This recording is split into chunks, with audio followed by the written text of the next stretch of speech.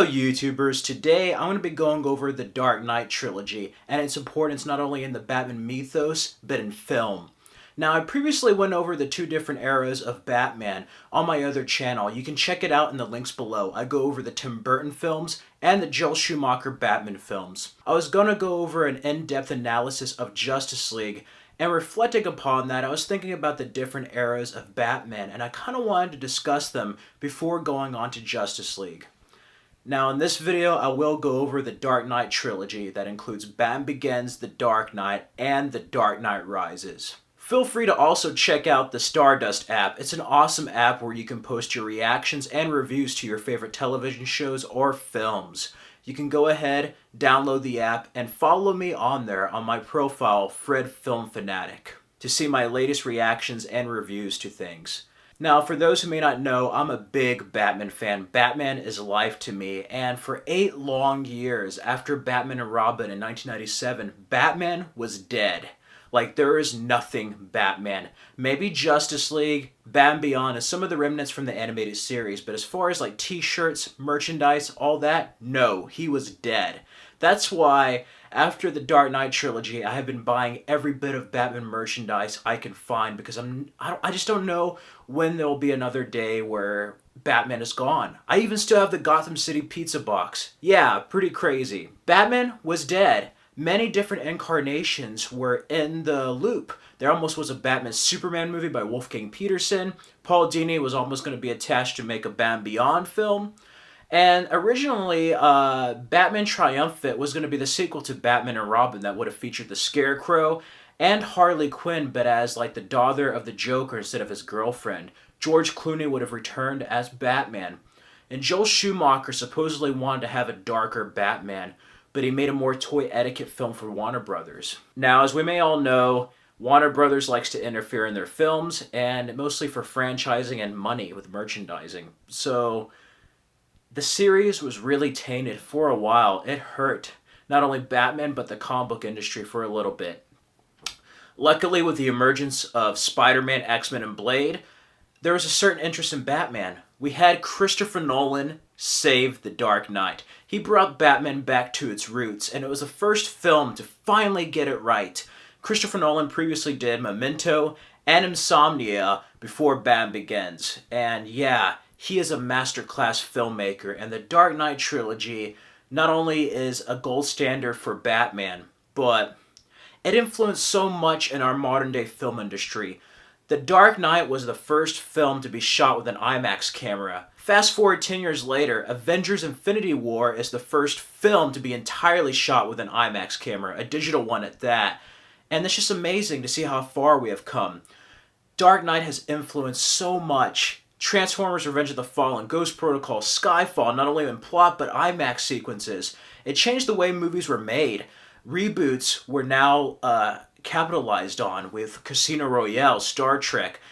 They found new ways to revitalize something that was tarnished, and Batman Begins did it the right way. It wasn't really to make more money in that sense. It was more to bring a character to light that was not done justice. Unlike the previous films, the Dark Knight Trilogy focuses on Bruce Wayne. He is not playing second fiddle to the villains. Bruce Wayne / Batman is the center of the story, and Christian Bale is among one of the best Batmans ever. Seriously, he had a great performance in Equilibrium, American Psycho, but here you can believe he's two different people, and he has a physique for Bruce Wayne. I can actually believe he's Batman. I love the voice. That part with Carmine Falcone, he's just like, "What the hell are you?" And he's just like, "I'm Batman."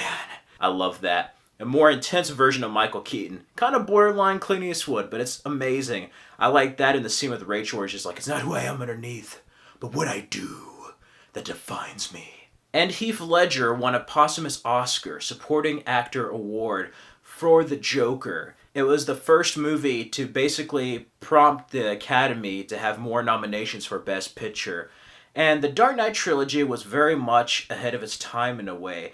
It not only grounded Batman, but it made a realistic superhero adaptation. Now, it wasn't 100% like the comics, but it did have a lot of homages to the comic books. This trilogy is filled with homage after homage from the comics. And it was faithful to the character of Batman, We have Michael Caine as Alfred, Morgan Freeman as Lucius Fox. Yeah, for comic book and cartoon fans, it's the first time we saw Lucius Fox in live action. Gary Oldman was the epitome of Commissioner Gordon. Of course, we had Katie Holmes and Maggie Gyllenhaal both as Rachel Dawes. Aaron Eckhart is severely underrated as Two-Face. Tom Hardy did Bane some justice. Bane's probably the only character that has the most embellishments from Christopher Nolan. Joseph Gordon-Levitt is like another version of Robin. John Blake, Miranda Tate, aka Talia al Ghul, and Liam Neeson as Ra's al Ghul. Those twists were very well done. It had a really good plot throughout the first and third films, and it's almost full circle as a trilogy with like Batman. His parents get shot. We actually get to see it, and that damages him. Bruce Wayne is broken. In a way, he died. In a way, he becomes Batman. We get to see his journey. Dark Knight, the Joker challenges him mentally, crushes his spirit, his soul, and ultimately his body by the end of it. Dark Knight Rises, Bane finishes that job with his body, and he's dead. He has to rise up, but not only as Batman, but as Bruce Wayne, the person he was before he started his crusade. And that's what makes it such a beautiful trilogy. And I don't know if this would be made now, because now we have movies that are expected to be franchises, where the Dark Knight Trilogy, they put everything they had into one film. Sure, they had that exciting Joker card ending like Batman Year One, but they really weren't looking too far ahead. They made each film as they went along. The only con is that I think that they ended it too soon. They had 2 films, I think, left in it. But they knew when to walk away. They knew when to end it on a high note, and I respect this trilogy even more for that. And it showed you how to do a serious comic book film. Take the characters and materials seriously. Not everything worked by being dark and brooding. Just look at Amazing Spider-Man. But by having more mature, complex storytelling, it opened the doors. We had Iron Man. And Spider-Man 2 kind of started that before, but we have Iron Man in 2008, the Marvel films, later on films like Watchmen, different stuff like that. BVS, it opened the doors where we can have Ben Affleck's Batman. Now, it's not exactly on the same level, but it is a lot more serious than what came before. And I was kind of worried with Justice League because Warner Brothers got back into their groove of like basically interfering in their movies and being reactionary to the audiences, worrying about merchandise and money. And I knew that was going to happen when Christopher Nolan left. I just knew it because I did that with Tim Burton and the Joel Schumacher films. But the Dark Knight Trilogy is a gold standard to show you that a director can have a vision, a story, and shows you what happens when it's not tampered with by a studio. And it's amazing. You get amazing material, amazing results by having a director's vision come to fruition. And I love this trilogy.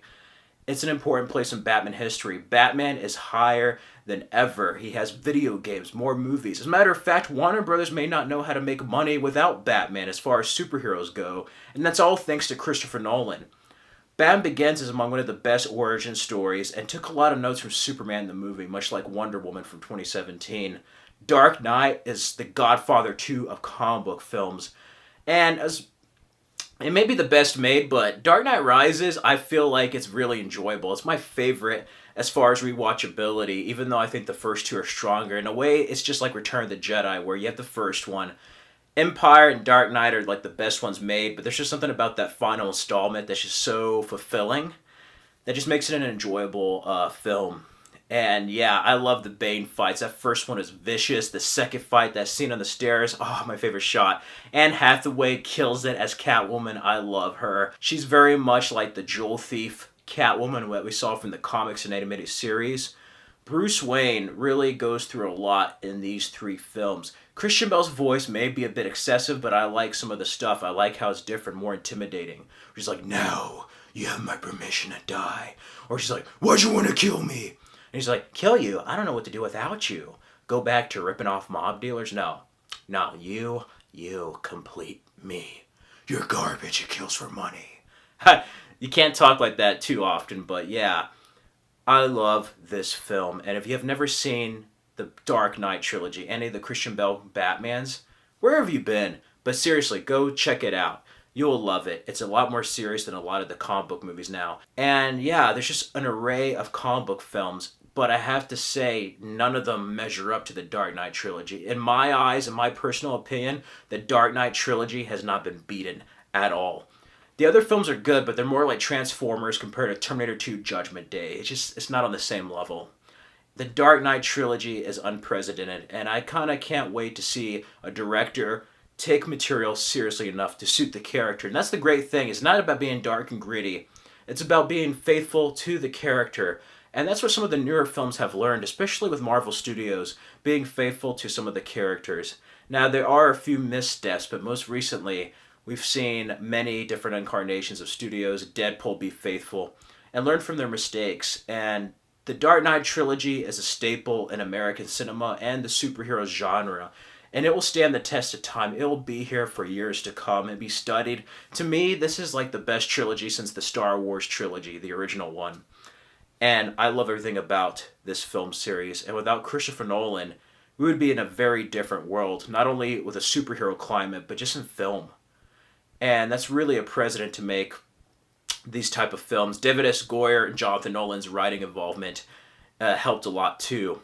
And yeah, I love these films. This is Batman done right.